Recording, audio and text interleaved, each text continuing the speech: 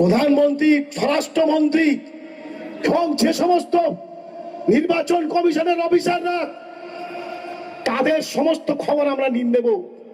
যদি ভুলভাল হয়, আমাদের লোকাল নেতৃত্ব বুথ স্তর থেকে অঞ্চল এবং ব্লক এবং সেটা সারা জেলাতেও হবে, আমরা কিন্তু তাদেরকে গাছের গায়ে বেঁধে রাখবো, বেঁধে রেখে আমরা প্রতিবাদ করব যে আগে তাদের পরিচয়, তবে আমাদের পরিচয়।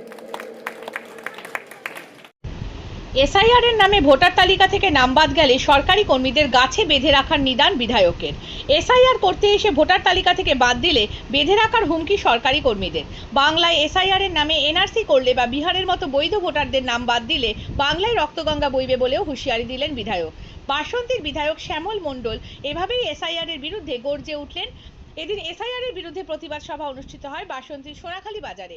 বাসন্তী ব্লক তৃণমূলের ডাকে আয়োজিত এই প্রতিবাদ সভায় উপস্থিত ছিলেন জেলার দুই সাংসদ প্রতিমা মণ্ডল ও বাপি হালদার, জেলা পরিষদের পূর্তের কর্মাধ্যক্ষ তথা জেলা তৃণমূলের পর্যবেক্ষক জাহাঙ্গীর খান, বাসন্তীর বিধায়ক শ্যামল মণ্ডল, ব্লক তৃণমূলের আহ্বায়ক আব্দুল মান্নান গাজী সহ অন্যান্য ব্লক নেতৃত্ব।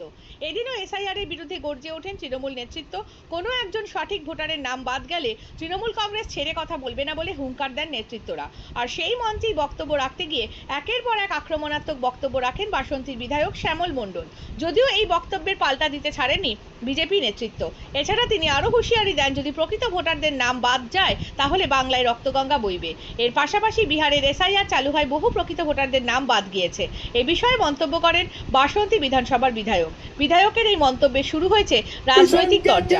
নির্বাচন কমিশনকে চাকর বৃত্তি করার জন্য পশ্চিম বাংলায় পাঠিয়েছে, পশ্চিম বাংলার মানুষের নাগরিকত্ব কেড়ে নেওয়ার জন্য, নাগরিকত্ব কেড়ে নেওয়ার জন্য চক্রান্ত করেছে। আমি তাই পরিষ্কার করে বলতে চাই,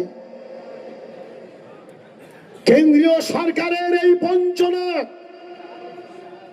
তাদের এ পর্যন্ত রাজ্য সরকারের পাওনা প্রায় 2 লক্ষ কোটি টাকা, বিভিন্ন খাতের টাকা তারা দিচ্ছে না, অথচ একটা প্রতিহিংসাপরায়ণ অশুভ সাম্প্রদায়িক শক্তি কেন্দ্রের বিজেপি সরকার পশ্চিম বাংলার মাটি, শান্ত মাটিকে অশান্ত করবার জন্য একটা চক্রান্ত শুরু করেছে।